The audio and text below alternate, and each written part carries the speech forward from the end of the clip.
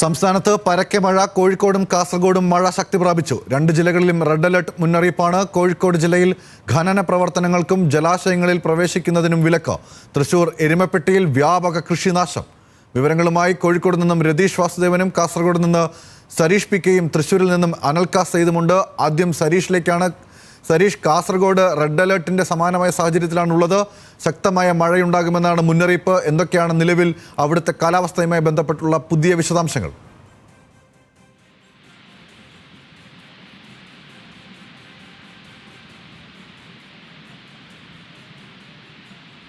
കാസർഗോഡും തൃശ്ശൂരും കോഴിക്കോടും തിരുവനന്തപുരത്തുമൊക്കെ പരക്കെ വ്യാപകമായി മഴ പെയ്യുകയാണ്. ശക്തമായ മഴയാണ് ഉണ്ടായിരിക്കുന്നതെന്നാണ് മനസ്സിലാക്കാൻ സാധിക്കുന്നത്. അടുത്ത 3 മണിക്കൂർ നേരത്തേക്ക് തിരുവനന്തപുരത്തും കൊല്ലത്തും ഉൾപ്പെടെ നിർണായകമായ കാലാവസ്ഥാ മാറ്റം ഉണ്ടാകുമെന്നാണ് മുന്നറിയിപ്പുള്ളത്. ശക്തമായ മഴയ്ക്കുള്ള സാധ്യത പ്രവചിച്ചിരിക്കുകയാണ് കേന്ദ്ര കാലാവസ്ഥാ വകുപ്പ്. വിവിധയിടങ്ങളിൽ ഇതിനോടകം തന്നെ പെയ്ത ശക്തമായ മഴയിൽ വ്യാപകമായ നാശനഷ്ടങ്ങളും ഉണ്ടായി. കാസർഗോഡ് നിന്നും സരീഷ് പി കെ ചേരുന്നുണ്ട്. സരീഷ്, എന്താണിപ്പോൾ കാസർഗോഡത്തെ കാലാവസ്ഥയുമായി ബന്ധപ്പെട്ട് നമുക്ക് ലഭിക്കുന്ന പുതിയ വിവരം?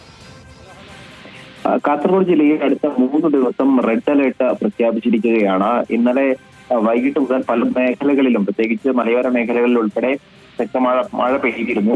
അതോടൊപ്പം തന്നെ ഇന്ന് ഉച്ച മുതൽ പല സ്ഥലത്തും, ഒപ്പം തന്നെ ഈ തീരദേശ മേഖലകളിൽ ഉൾപ്പെടെ ഈ കടലാക്രമണ സാധ്യതയുണ്ട് എന്നുകൂടി പറയുന്നുണ്ട്. കാരണം വലിയ രീതിയിൽ മഴ പെയ്യുകയും അതോടൊപ്പം തന്നെ ഈ മണ്ണ് ഒലിപ്പ് ഉണ്ടാവുകയും ചെയ്യുന്ന ഒരു സാഹചര്യമുണ്ട്. അതുകൊണ്ട് തന്നെ ഈ അതായത് കണ്ണൂർ കാസർഗോഡ് അതിർത്തി പ്രദേശങ്ങളിലും അതോടൊപ്പം തന്നെ കാസർഗോഡ് കർണാടക അതിർത്തി മേഖലകളിലും കൂടുതൽ ജാഗ്രത വേണം എന്നൊരു നിർദ്ദേശമാണ് ഇപ്പോൾ ജില്ലാ കളക്ടർ പുറപ്പെടുവിച്ചിരിക്കുന്നത്. അടുത്ത 3 ദിവസം ജില്ലയിൽ റെഡ് അലേർട്ട് സ്ഥിരീകരിച്ച സാഹചര്യത്തിൽ ബീച്ചുകളിലും അതോടൊപ്പം തന്നെ റാണിപുരം ഉൾപ്പെടെയുള്ള വിനോദസഞ്ചാര കേന്ദ്രങ്ങളിലേക്കും യാത്രകൾക്ക് നിയന്ത്രണം ഏർപ്പെടുത്തുന്നതായി ജില്ലാ കളക്ടർ അറിയിച്ചിട്ടുണ്ട്. മുന്നറിയിപ്പുകൾ പിൻവലിക്കുന്നത് വരെ ഈ നിയന്ത്രണങ്ങൾ തുടരുമെന്നാണ് അറിയിച്ചിരിക്കുന്നത്. അതോടൊപ്പം തന്നെ ക്വാറികളുടെ പ്രവർത്തനം താൽക്കാലികമായി നിർത്തിവെക്കാനും അപകട സാധ്യതയുള്ള മരങ്ങൾ, മരച്ചില്ലുകൾ എന്നിവ മുറിച്ചു മാറ്റാനും കളക്ടർ നിർദ്ദേശം നൽകിയിട്ടുണ്ട്. അതോടൊപ്പം തന്നെ മലയോര മേഖലകൾ കേന്ദ്രീകരിച്ച് കൃത്യമായി ഹെൽപ്പ് ഡെസ്കുകൾ സ്ഥാപിക്കണം, അത് തഹസിൽദാർമാർ കൃത്യമായി മോണിറ്റർ ചെയ്യണം എന്നൊരു നിർദ്ദേശം കൂടി ജില്ലാ കളക്ടറുടെ ഭാഗത്തു നിന്ന് ഉണ്ടായിട്ടുണ്ട്. കാരണം വെള്ളരിക്കുണ്ട് ഉൾപ്പെടെയുള്ള മേഖലകളിൽ കഴിഞ്ഞ മഴക്കാലത്ത് മണ്ണിടിയുന്ന സാഹചര്യങ്ങൾ ഉണ്ടായിരുന്നു. അതുകൊണ്ട് തന്നെ അത്തരം മേഖലകളിൽ കൃത്യമായ ശ്രദ്ധ വേണം എന്നൊരു നിർദ്ദേശമാണ് ഇപ്പോൾ കളക്ടർ നൽകിയിരിക്കുന്നത്. കാരണം കഴിഞ്ഞ ദിവസം ഉൾപ്പെടെ അവിടെ ഈ വെള്ളരിക്കുണ്ട് മേഖലകളിലൊക്കെ വലിയ രീതിയിൽ മഴ പെയ്യുന്നുണ്ടായിരുന്നു. ഇന്ന് അല്പം ശമനം ഉണ്ടായിട്ടുണ്ടെങ്കിൽ പോലും ഒരുപക്ഷെ അടുത്ത 3 മണിക്കൂറുകളിൽ ശക്തമായ മഴ ഉണ്ടാകും എന്നാണ് കാലാവസ്ഥാ നിരീക്ഷണ കേന്ദ്രം നൽകിയിരിക്കുന്ന വിവരം. അതോടൊപ്പം തന്നെ അടുത്ത 3 ദിവസം ജില്ലയിൽ റെഡ് അലർട്ടുമുണ്ട്. അതുകൊണ്ട് തന്നെ ഇത്തരം മേഖലകൾ കേന്ദ്രീകരിച്ച് കൃത്യമായി ജാഗ്രത വേണം എന്ന് ഒരു നിർദ്ദേശമുണ്ട്. അതോടൊപ്പം തന്നെ നാളെ മുതൽ ഈ തീരദേശ മേഖലകളിൽ കടലാക്രമണ സാധ്യതയുണ്ട് എന്നുകൂടി ഒരു മുന്നറിയിപ്പ് കൂടി വന്നിട്ടുണ്ട്. അതുകൊണ്ട് തീരദേശ മേഖലകളിലും കോസ്റ്റ് ഗാർഡിന്റെ നേതൃത്വത്തിൽ പരിശോധന നടത്തണം, നിരീക്ഷണം നടത്തണം. അതോടൊപ്പം തന്നെ ഈ തീരദേശ മേഖലകളിൽ കഴിയുന്നവർക്ക് മുന്നറിയിപ്പ് നൽകണം എന്നുകൂടി ജില്ലാ കളക്ടർ അറിയിച്ചിട്ടുണ്ട്. ശരി, സരീഷാണ് വിവരങ്ങൾ നൽകിയത് കാസർഗോഡ് നിന്ന്. ഇപ്പോൾ നമ്മളോടൊപ്പം തൃശ്ശൂരിൽ നിന്ന് അനൽക ചേരുന്നുണ്ട്. അനൽക, തൃശ്ശൂരിൽ വൈകുന്നേരത്ത് ശക്തമായ കാറ്റിലും മഴയിലും ഇരുമ്പ് മേൽക്കൂര തകർന്നു വീഴുന്ന കാഴ്ച നമ്മൾ കണ്ടതാണ്. ഇപ്പോൾ വ്യാപകമായ കൃഷിനാശം ഉണ്ടായിട്ടുണ്ട് എന്നുള്ള റിപ്പോർട്ട് കൂടി പുറത്തു വരുന്നു. എന്താണ് തൃശ്ശൂരിലെ മഴയുടെ സ്ഥിതി?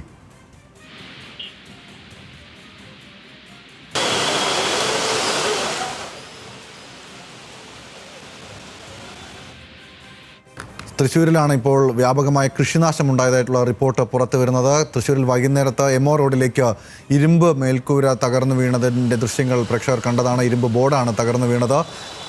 അത് ശക്തമായ കാറ്റിലും മഴയിലുമാണ് ഈ അപകടം ഉണ്ടായത്. തൃശ്ശൂരിൽ പരക്കെ വ്യാപകമായ മഴയുണ്ട് എന്നാണ് നമുക്ക് മനസ്സിലാക്കാൻ സാധിക്കുന്നത്. ഒപ്പം തന്നെ വിവിധ മേഖലകളിൽ കൃഷിനാശം ഉണ്ടായതായിട്ടുള്ള റിപ്പോർട്ട് കൂടി പുറത്തു വരികയാണ്. അടുത്ത മണിക്കൂറുകളിൽ വലിയ ശക്തമായ മഴയുണ്ടാകും തൃശ്ശൂരിലും എന്നാണ് കാലാവസ്ഥാ വകുപ്പ് നൽകുന്ന മുന്നറിയിപ്പ്. ഒപ്പം തന്നെ ഓറഞ്ച് അലർട്ട് ഉൾപ്പെടെയുള്ള സാഹചര്യത്തിലേക്ക് കാര്യങ്ങൾ പോകുന്നു എന്നാണ് മനസ്സിലാക്കാൻ സാധിക്കുന്നത്. അനൽക്കയുണ്ട് വിശദാംശങ്ങളുമായി. അനൽക്ക, തൃശ്ശൂരിലത്തെ മഴയുടെ സ്ഥിതി എന്താണ്?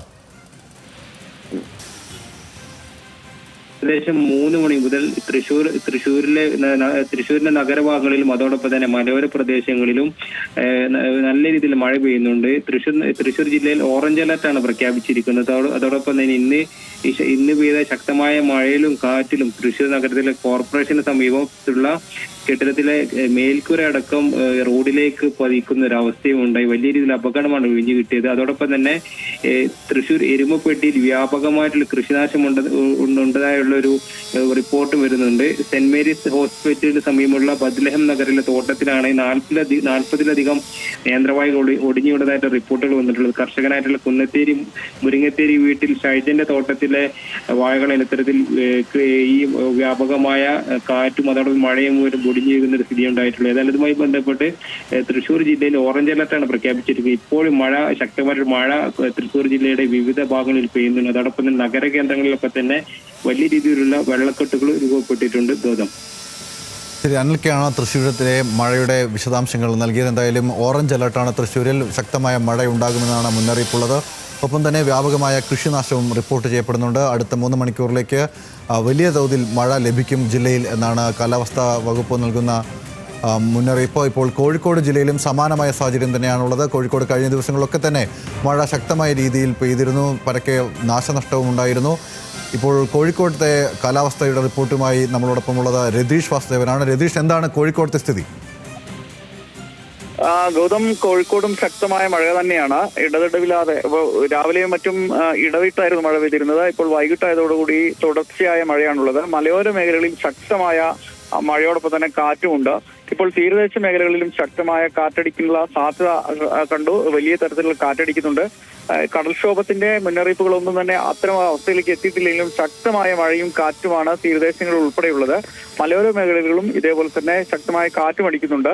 എന്തായാലും മഴ ശക്തമാവാനുള്ള എല്ലാ സൂചനകളും ഉണ്ട്. അതുകൊണ്ട് തന്നെ ജാഗ്രത പാലിക്കണമെന്ന് ജില്ലാ ഭരണകൂടം അറിയിച്ചു. റെഡ് അലർട്ട് പ്രഖ്യാപിച്ചിട്ടുണ്ട്. അതേപോലെ തന്നെ ഈ മലയോര മേഖലകളിലും മറ്റും അതുള്ള യാത്ര നിയന്ത്രിക്കണം.